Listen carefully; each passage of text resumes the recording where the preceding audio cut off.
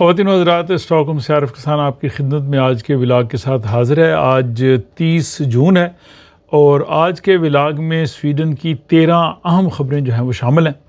اس لیے آپ اس ولاگ کو مکمل طور پہ دیکھیں گے تو یہاں پہ ہونے والے جو حالات حاضرہ ہیں، اہم نیوز ہیں، اپڈیٹس ہیں، ان سے آپ کو مکمل طور پہ آگاہی ہو سکے گی۔ اور آج کے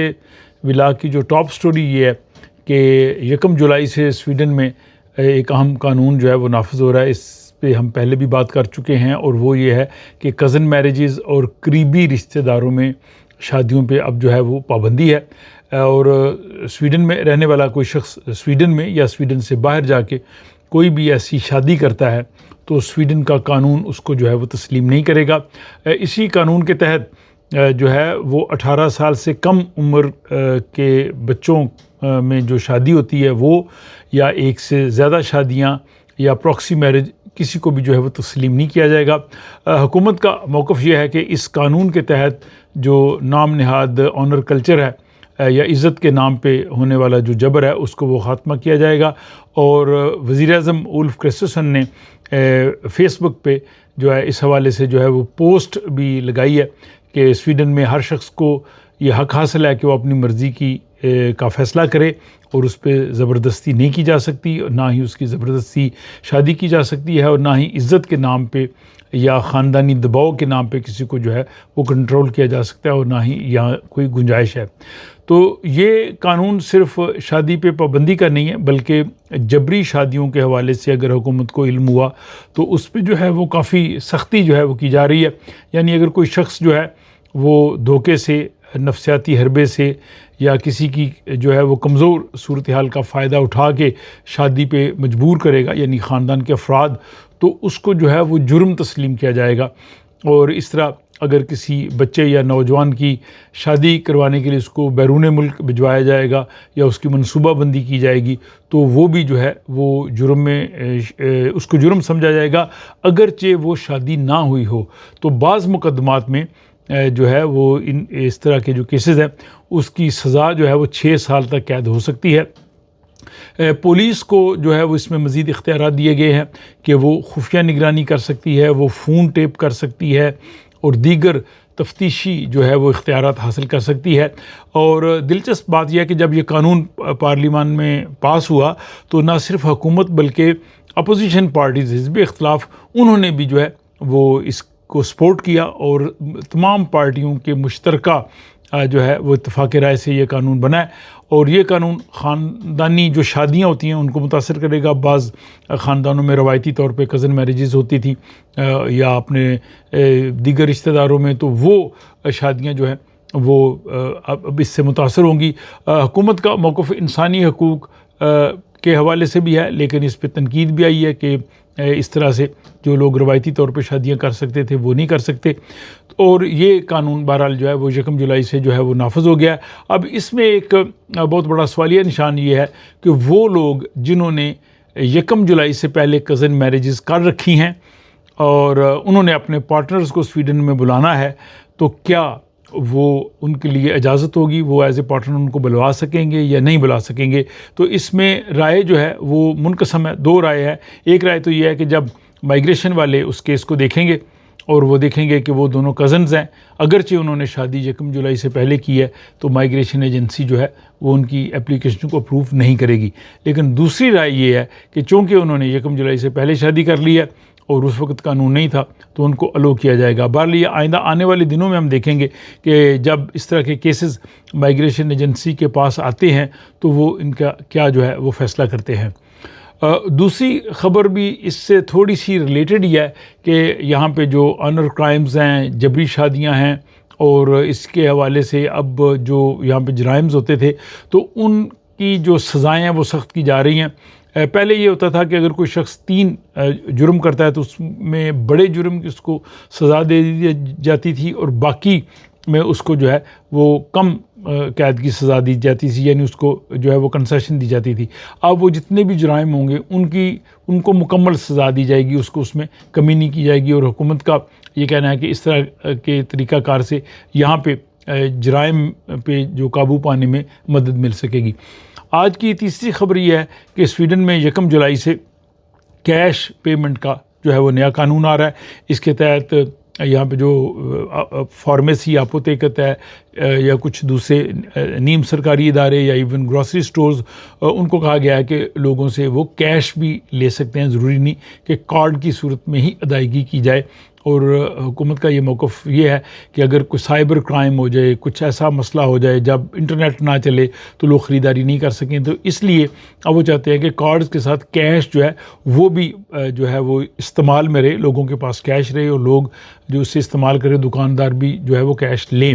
لیکن اس میں یہ ہے کہ آپ 25 سے زیادہ سکے ایک مرتبہ نہیں دے سکتے، یعنی اس کی بھی لمٹ ہے. آپ بہت زیادہ اگر وہ لے جائیں 5-10 کروڑ کے سکے تو وہ ان کے لیے مسئلہ ہوگا. لیکن اگر کوئی دکاندار کیش نہیں لیتا تو یہ جرم نہیں ہے، تو یعنی یہ پھر اب دکاندار کی مرضی ہوگی کہ وہ آپ سے لیتا ہے یا نہیں لیتا. اب دیکھتے ہیں کہ یکم کے بعد کیا صورتحال جو ہے پیدا ہوتی ہے. چوتھی خبر یہ ہے کہ جن کے چھوٹے بچے ہوتے ہیں اور وہ بچے جب بیمار ہوتے ہیں تو ان کے لیے وہ چھٹی لیتے ہیں، جس کو واب کہتے ہیں، وارڈ آف بورن، یعنی آپ بچے کی کیئر کے لیے گھر پہ ہیں تو آپ کو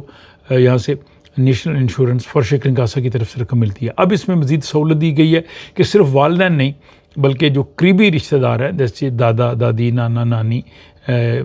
فیملی کے دیگر افراد، تو وہ بھی جو ہے وہ بچے کی کیئر کی صورت میں جو ہے وہ فار شیکرنگ کاسے سے جو ہے وہ کمپنسیشن لے سکیں گے. تو یہ ان فیملیز کے لیے اچھا ہے کہ جن میں ان کے ریلیٹیوز یہاں پہ ہیں اور وہ جاب پہ ان کو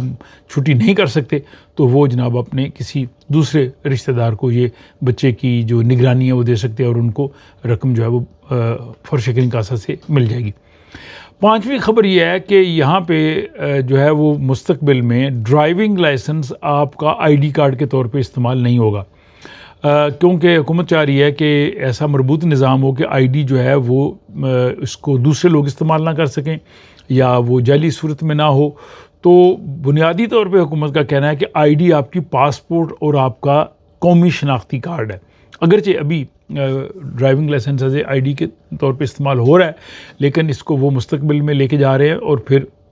کچھ سالوں میں جو ہے وہ اس کو گریجولی جو ہے وہ چینج کر دیں گے. ڈرائیونگ لائسنس کہتے ہیں جی کہ وہ آپ کا صرف ڈرائیونگ لائسنس ہے، آپ یہ دکھا سکتے ہیں پولیس کو کہ جی میں گاڑی ڈرائیو کر سکتا ہوں، لیکن باقی جگہوں پہ ایز اے آئی ڈی استعمال نہیں ہوگا. تو یہ فیوچر میں جو ہے وہ تبدیلی آ رہی ہے. اس کے بعد جناب آپ کو پتہ کہ گرمیوں کا سیزن ہے، لوگ بہت چھٹیوں پہ ہیں، گرمی بھی خوب پڑ رہی ہے، لیکن اب تو اسٹاکوں میں تھوڑا سا موسم بہتر ہو گیا. آج تو میں 22-23 ڈگری تھا، اور چھٹیوں کی وجہ سے ظاہر ہسپتالوں میں عملے کی بھی ضرورت ہوتی ہے. تو اب بعض ہسپتالوں نے اپنے ملازمین کو کہا ہے کہ اگر وہ اپنی چھٹیاں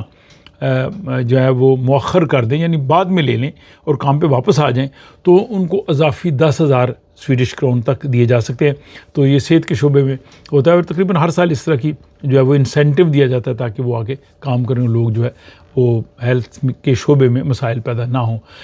اس کے بعد جناب یہ کہ 1 جولائی سے نافذ ہونے والے بعض قوانین کی وجہ سے کئی افراد جو ہے وہ مستقل رہائش، شہریت اور دیگر قانونی فوائد حاصل کرنے میں ان کو مشکلات ہو سکتی ہیں. اس حوالے سے ایک تفصیلی ولاگ آپ کل دیکھ سکیں گے کہ جولائی کے مہینے میں سویڈن میں، ڈینمارک میں اور ناروے میں کون کون سی تبدیلیاں آ رہی ہیں، کون کون سے نئے قوانین ہیں، کون سے اہم دن ہیں. تو اس ولاگ کو دیکھنا جو ہے وہ نہ بھولیے گا. 8ویں خبر یہ ہے کہ معلموں کے علاقے میں ایک اسکول میں ایک طالبہ جو ہے اس نے کہا جی کہ میں وہاں پہ نماز ادا کرنا چاہتی ہوں، لیکن اسکول کی پرنسپل نے اس کو روک دیا، بلکہ انہوں نے کچھ برے کلمات بھی اس حوالے سے کہے.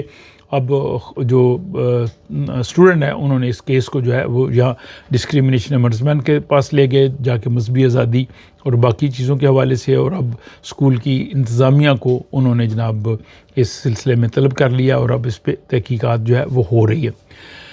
9ویں خبر یہ ہے کہ ایک کرایہ دار تھا، اس نے اپارٹمنٹ کو چھوڑ دیا اور اس کے بعد جو مالک تھا اس نے جناب اس کی رینوویشن کرائی، اس میں رنگ روغن وغیرہ کروا کے تو اس نے 60,000 کا بل اس کو بھیج دیا کہ جب تم نے چھوڑا تھا اپارٹمنٹ ٹھیک نہیں تھا، اب تم 60,000 جو ہے وہ ادا کرو. اور اس کے جناب جو ہے ہوش اڑ گئے کہ میں کس چیز کے 60,000 دوں. تو یہ معاملہ پہلے بھی کئی دفعہ اس پہ بات ہوئی ہے کہ جب بھی آپ گھر کرائے پہ لیں آپ اچھی طرح سے تصویریں لے لیں پورے گھر کی، دیواروں کی، دروازوں کی، باقی، تاکہ جب آپ چھوڑیں تو پھر بھی آپ تصویریں لے لیں تاکہ اگر اس میں کچھ معاملہ ہو تو آپ کے پاس ثبوت ہو. اور دوسرا یہ ہے کہ آپ اس وقت یہ معاملہ طے کر لیں چھوڑتے وقت اور لیتے وقت اور پوری بات چیت کر لیں آپ، اس کو پینڈنگ نہ رکھیں تاکہ بعد میں کوئی ایسا معاملہ کر نہ سکے۔ ایک خبر میڈیا میں کافی چلی ہے کہ یہاں پہ ایک 5 ماہ کا بچہ تھا، وہ ویکسین لگوانے کے لیے جب گئے وہاں پہ، یہاں بچوں کو ویکسین دی جاتی ہے، تو بچے کے سر میں کچھ چوٹ تھی، پھر انہوں نے جناب ڈاکٹرز کو بلایا، ڈاکٹرز نے چیک کیا اور ایکس ریز لیے، انہوں نے کہا جی نہیں کوئی بہت زیادہ چوٹ نہیں ہے لیکن ہلکے سے 1-2 کریکس ہیں۔ پھر وہ جناب وہ معاملہ وہ وہاں پہ بچہ رہا کچھ دن ہسپتال، پھر وہ گھر آیا تو سوشل سروسز والے آ گئے، انہوں نے چیک وغیرہ کیا، انہوں نے دیکھا، لیکن انہوں نے دیکھا جی بچے کی دیکھ بھال ٹھیک ہو رہی ہے، لیکن اس کے بعد پھر طبی عملہ آیا، ڈاکٹرز آئے اور پھر جناب بچہ کچھ دیر کے لیے سوشل سروسز کے پاس رہا۔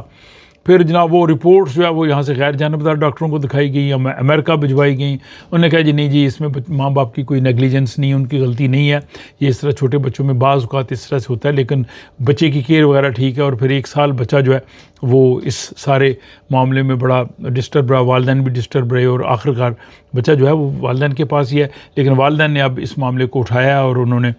مقامی سیاستدانوں سے بھی رابطہ کیا ہے کہ یہ جو سوشل سروسز کا اور ہیلتھ سروسز کا جو ہے معاملہ ہے اس کو بہتر کیا جائے۔ سوشل سروسز والوں نے جو ہے وہ زیادہ پرابلم نہیں کی، زیادہ اس میں ہیلتھ سروسز اور ڈاکٹرز جو تھے انہوں نے اس میں اپنا اوپینین دیا تھا، تو یہ ایک بڑی اہم نیوز تھی، اس پہ آپ نے شاید سوشل میڈیا پہ یا سویڈش نیوز پہ بھی آپ نے اس حوالے سے سنا ہو۔ اس کے بعد جناب یہ ہے کہ 1 جولائی سے جو ہے وہ پولیس یہاں پہ ڈیجیٹل ٹیکنالوجی کو بھی استعمال کر رہی ہے اور اس میں AI کو بھی یوز کر رہی ہے، جو چہرے کی شناخت اور تاکہ مجرمان جو ہے ان کو دیکھا جا سکے، اور بہت زیادہ کیمرے جو ہے وہ سویڈن میں مزید لگائے جا رہے ہیں تاکہ پولیس جو ہے وہ اس ضمن میں مدد لے سکے۔ تو یہ بھی جناب ایسی خبر ہے۔ اور اس کے بعد جناب سویڈن کی حکومت جو ہے وہ سویڈش زبان کے حوالے سے کافی جو ہے وہ سینسٹیو ہے، بلکہ جب سے ہم آئے ہیں ایسے ہی ہم نے سنا، پہلی حکومتیں بھی تھی، تو اب جو ہے وہ ایک باقاعدہ باضابطہ ایک تحقیقات شروع کری کہ سویڈش زبان کو زیادہ مضبوط کیسے بنایا جا سکتا ہے، اور جن علاقوں میں انٹیگریشن نہیں ہے وہاں پہ ہم کیسے انٹیگریشن کر سکتے ہیں۔ اور سویڈش حکومت کا یہ کہنا ہے کہ سویڈش زبان سیکھنا نہ صرف ملازمت کے لیے ضروری ہے، جاب کے لیے ضروری ہے، بلکہ معاشرے میں رہنے کے لیے، معاشرے کو سمجھنے کے لیے بھی ضروری ہے۔ تو یہ جناب تحقیقاتی کمیٹی جو ہے وہ اس ساری چیز کا جائزہ لے کے 2027 میں جو ہے وہ اپنی تجاویز دے گی، پھر اس کے بعد حکومت ان تجاویز پہ غور کرے گی اور اس کے بعد پھر اس پہ جو ہے وہ عمل درآمد کرے گی۔ اور آج کے اس ولاگ کی آخری اور 13ویں خبر یہ ہے کہ جو لیفٹ پارٹی ہے، ویسر پارٹی، اس کی جو سربراہ نوشی دادگستر، انہوں نے جناب انتخابی لحاظ سے اپنے منشور کا اعلان کیا۔ انہوں نے کہا جی کہ جو فیملیز ہیں ان کے لیے 16 ارب جو کرون ہے وہ مختص ہونے چاہیے، اور اس میں یہ ہے کہ ان کو زیادہ سپورٹ کیا جائے فیملیز کو جن کے بچے ہیں، اور پہلے بچے کی پیدائش پہ فیملی کو 15,000 سویڈش کرون بونس ملنا چاہیے۔ اس کے علاوہ جو بچوں کا ماہانہ چائلڈ الاؤنس ہے، بارن بدراگ، اس کو اضافہ کیا جائے۔ جو سنگل پیرنٹس ہیں ان کو خصوصی مالی امداد دی جائے۔